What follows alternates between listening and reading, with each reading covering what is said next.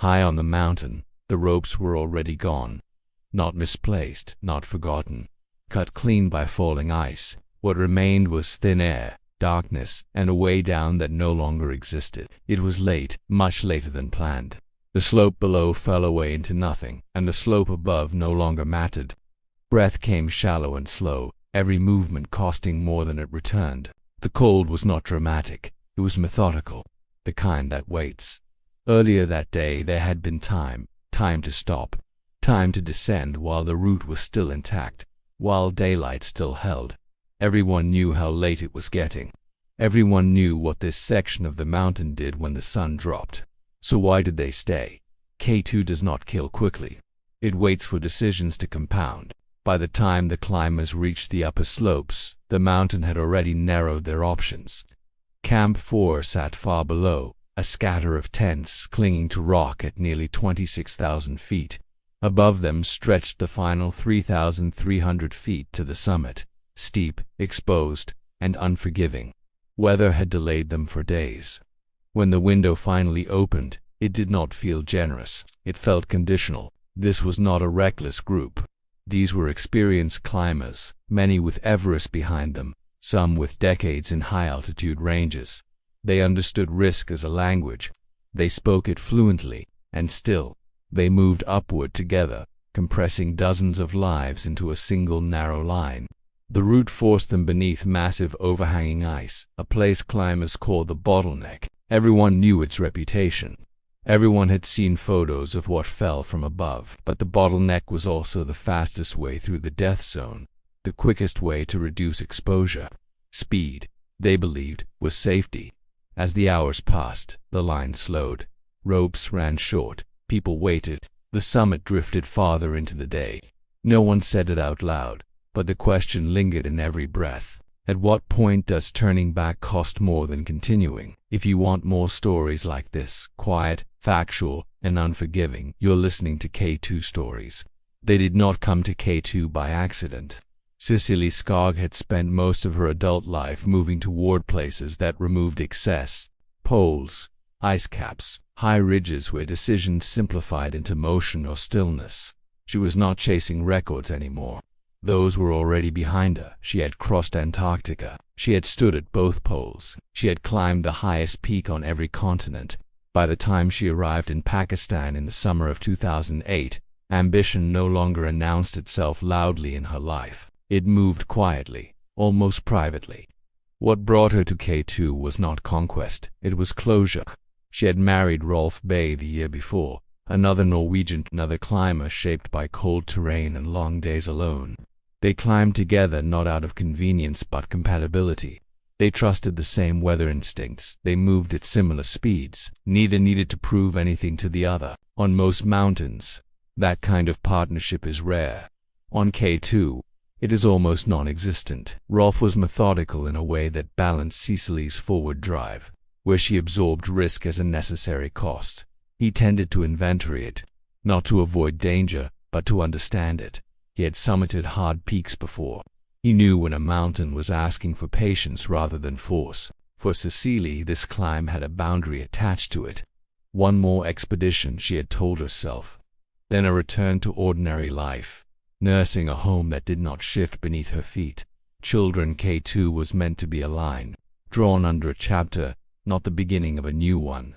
Around them gathered climbers from 8 different expeditions. Some were chasing personal firsts. Some were chasing flags. Some had been turned back by K2 before and carried unfinished conversations with the mountain. Among them was Gerard MacDonald, an Irish climber known less for summits than for stopping when others did not. He had a reputation for staying too long when someone needed help. On other mountains, that trait had saved lives. On K2, it would complicate choices. By the end of July, roughly 25 climbers crowded into Camp 4, tents pressed close together, oxygen bottles stacked like rationed currency. Everyone knew the numbers, everyone knew the margins. The weather window was narrow but open. Base camp gave the signal. The plan was cooperation, shared ropes, shared timing. A single, coordinated push to minimize exposure above 26,000 feet. On paper it made sense. In practice, it meant everyone would arrive at the same dangerous places at the same time. No one argued. No one walked away. Because everyone believed they belonged there. Because everyone believed their experience would carry them through. And because at Camp 4, the summit does not feel far enough away to refuse. The first warning did not arrive as a crisis.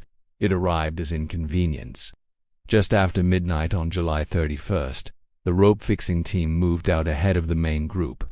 This was standard procedure. Secure the route, minimize delays, keep momentum. But one small change shifted the entire balance of the climb. The most experienced high-altitude porter began to suffer from altitude sickness and turned back. He took essential equipment with him, unintentionally, but completely within his rights. No one panicked. No one recalculated the schedule. The remaining porters continued upward, less experienced, working in darkness, cold, and thin air. They used too much rope in the lower sections, where it was not critical, and too little where it would soon matter most. By the time the summit teams left their tents around 3 in the morning, the mountain had already been altered. At -20 degrees Fahrenheit, headlamps carved narrow tunnels of light through the dark, boots crunched, ice axes bit. Climbers moved upward in single file, clipped to fixed lines they assumed would continue. Assumptions are efficient. They save time. They also hide consequences. Above Camp 4, the first delays appeared. Rope ended where no one expected it to. Someone had to go back down to retrieve more. Movement slowed, bodies cooled. Time drained away in small, unremarkable increments. The bottleneck waited. By mid-morning, climbers were queuing beneath hanging ice, standing still at nearly 27,000 feet. Oxygen systems hissed softly. Legs trembled. Every minute spent there increased exposure to falling ice. But no one wanted to be the one to turn around after coming this far. Several climbers did. They looked at the clock. They looked at the line. They looked up at the ice overhead and decided the cost had already exceeded the reward. They descended while descent was still controlled, while the route still existed. Others stayed. They knew the accepted turnaround time, 3 p.m., 5 at the latest. Past that, descent becomes a negotiation with darkness and fatigue. Everyone knew this. It was not secret knowledge. It was foundational.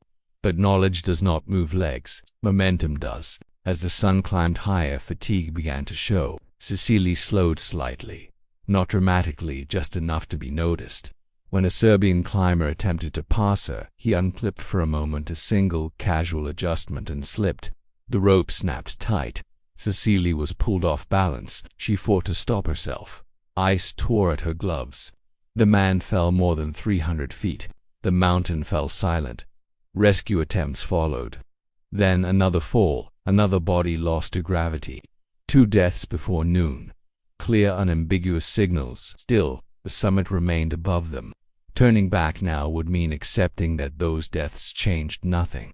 Continuing meant believing they could still outrun consequence.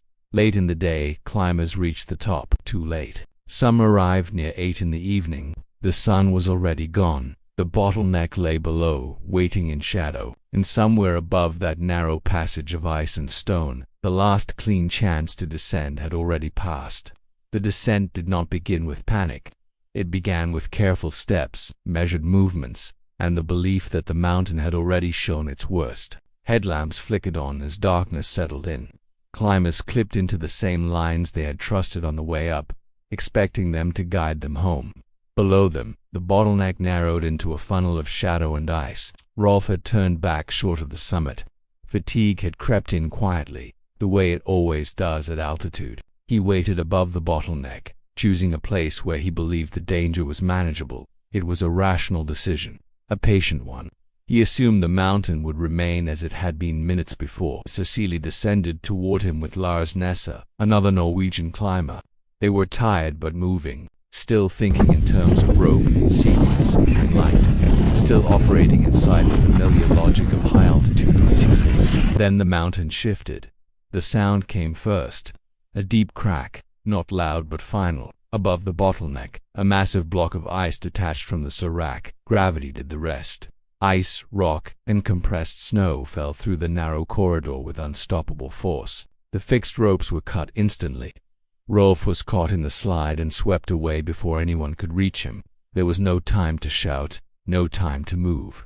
One moment he was there, waiting. The next, the mountain erased him. When the air settled, the route no longer existed. More than a dozen climbers were now stranded above 26,000 feet with no fixed lines, no clear descent, and darkness closing in. The bottleneck, already dangerous, had become a free solo descent in the death zone. Some climbers panicked, others froze. A few made the decision to descend anyway, stepping onto steep ice without protection. One slipped and vanished into the dark. Another followed. Cecily did not scream. She did not collapse. Shock arrived, but it did not take control. She knew what staying would mean. She also knew what moving would cost. With Lars in front, she began to descend without ropes. Each step was deliberate. Ice axes bit into hard blue ice. Crampons scraped and held. Light came from a single headlamp cutting a narrow path through blackness. When she slipped and slid 60 feet, she stopped herself by instinct alone. Below them, Camp 4 glowed faintly, a small, impossible promise. They reached it hours later, physically intact, emotionally hollow. Cecily searched for Rolf. She found an empty tent. Others did not make it down that night. Gerard MacDonald chose to stay high, believing descent in darkness was too dangerous. At first light, he stopped to help trapped climbers. It was what he was known for, what he had always done. An avalanche took him later that morning. By the time rescue helicopters arrived, 11 climbers were dead. Nearly half of those who had left Camp 4 never returned. K2 had not rushed them. It had simply waited for them to decide how late was too late. What remained after the mountain went quiet were fragments, a boot frozen into the slope where a body had fallen, a length of rope severed cleanly ends, stiff with ice, an oxygen mask half buried in snow, still connected to nothing. Search teams moved carefully through the bottleneck the following day, tracing absence more than presence. They did not expect survivors. At that altitude, time works differently. Cold does not threaten, it concludes. They found where some climbers had tried to bivouac, shallow depressions in the snow, scraped by gloves and boots, places where people had sat down believing they could wait for morning. Waiting had cost them everything. At 40 below, stillness is not rest. It is surrender. Gerard MacDonald's final movements were pieced together from radio calls and second-hand sightlines. He had stopped to help a group of Korean climbers entangled in ropes, exhausted and partially immobilized. Others passed them, he did not. Hours later, a climber in red was seen swept away by an avalanche. No body was ever recovered. On K2, that is not unusual. The mountain does not return what it takes. Cecily descended further in the days that followed, moving through lower camps that felt unfamiliar, as if she were passing through someone else's expedition. She spoke little. Those who met her later said she moved as if listening, guided by something internal rather than visible. Grief did not present itself dramatically. It narrowed her world to the next step, the next breath, the next decision. Down at base camp, the numbers became unavoidable. 11 dead, multiple amputations among the survivors. Rescue teams risking their own lives to retrieve those who could still move. The joint summit strategy was quietly abandoned as explanations began to form. Rope errors, congestion, late summit times, ice conditions, all true, all incomplete. The simpler truth sat underneath them all. Everyone had known the risks of the bottleneck. Everyone had known the clock was slipping. Everyone had known that K2 does not forgive late descents, but knowledge had not stopped them. In the years that followed, some survivors never climbed again. Others returned to the mountains, changed but unable to stay away. Cecily carried her loss differently. She did not frame the disaster as betrayal by the mountain.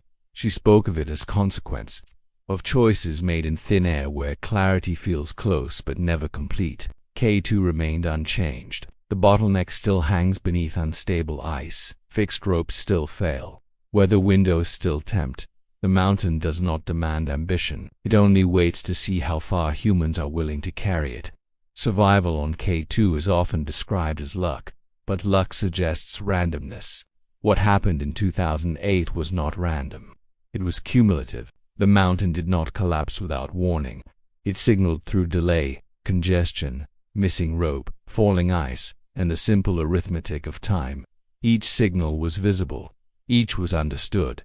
None of them forced a single outcome on their own.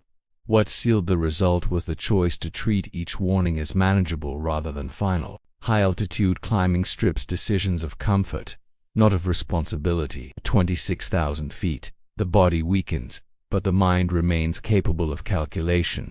Everyone on that route knew what late summits meant. Everyone knew what darkness in the bottleneck meant. They did not misunderstand the risk. They accepted it, quietly, one step at a time. That is the true danger of K2. Not arrogance, not ignorance, but familiarity. Familiarity with risk dulls urgency. It turns red lines into flexible guidelines. It convinces capable people that they can absorb just a little more delay, a little more exposure, a little more uncertainty. Some survived because they turned back early. Some survived because they kept moving when stopping felt easier. Some died because they stayed when leaving still might have worked. None of those outcomes were moral judgments. They were results. Cicely Skog eventually returned to the edges of the world, not to escape what happened, but to continue living in full awareness of limits. Others carried scars, visible and hidden. K2 remained where it has always been. Indifferent, unchanged, waiting. The mountain does not care why people climb it. It only responds to when they choose to stop. If you value stories that examine decisions rather than drama and consequences rather than legends, this is what we do. Here on K2 Stories.